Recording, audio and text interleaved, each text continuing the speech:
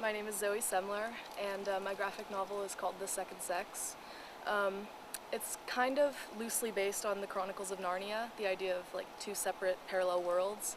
And the first world is called Lundis, and my main character, Lucy, lives in a extremely like patriarchal society, but patriarchal to the max, like completely male-dominated, and women have actually been reduced to like reproduction commodities. They're rented out in order to reproduce and help like the population keep growing. So, but then she finds a portal to another world where women are completely in charge, and the kind of story is that she finds herself at the top of the social structure, but it's not really any better than where she came from.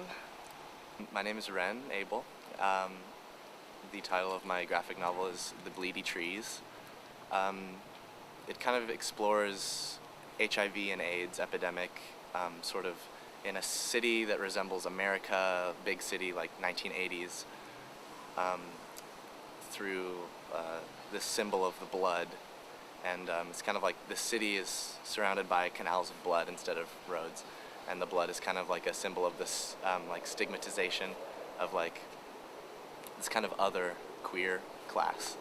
We're going to explore the themes of heterosexism and, to a lesser extent, settler colonialism through sort of these symbols of like blood, and the blood comes from these trees. It's based on this Greek myth, and yeah, it should be fun. Well, my name's Tia C, and I wrote the graphic novel Violent Eyes. It's about this 18-year-old autistic boy named Glenn Holden who's trying to escape out of his slum hometown and try and reach this utopia that he's heard about on the other side of his country. And he goes through all of these obstacles on the way, and there's all of these racial undercurrents and just tension, and it's a lot of drama. But my name's Jesse Del Bono. The graphic novel concept I came up with is called Flash of Genius.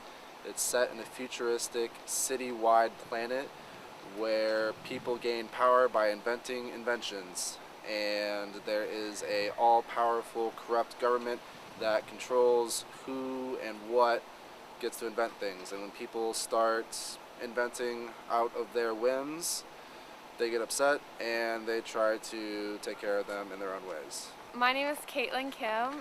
My graphic novel is called Adia. In this world, all men are blind, and all women have to sing to them to win their hand and heart in marriage.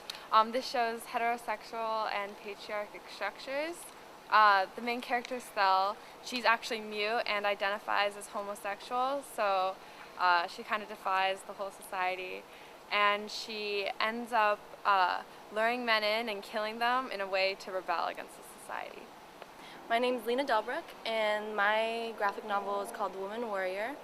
And it's basically it takes place in an alternate reality where a long time ago the Great Library of Alexandria, instead of being burned down, it was moved to Algeria with the threat of Roman conquest.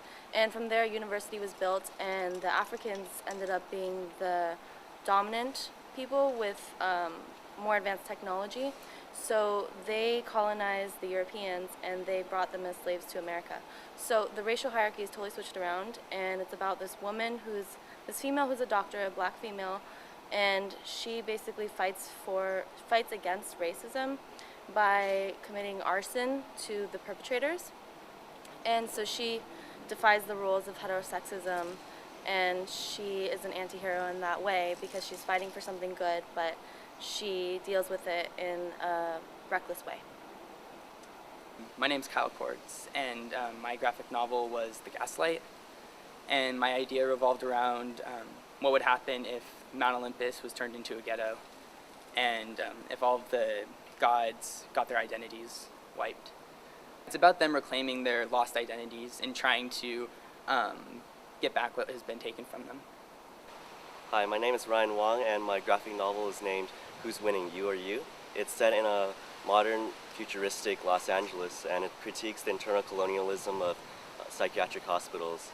The graphic novel is based on a man who has multiple personality disorder, and he struggles to combine these two personalities together to find exactly who he is.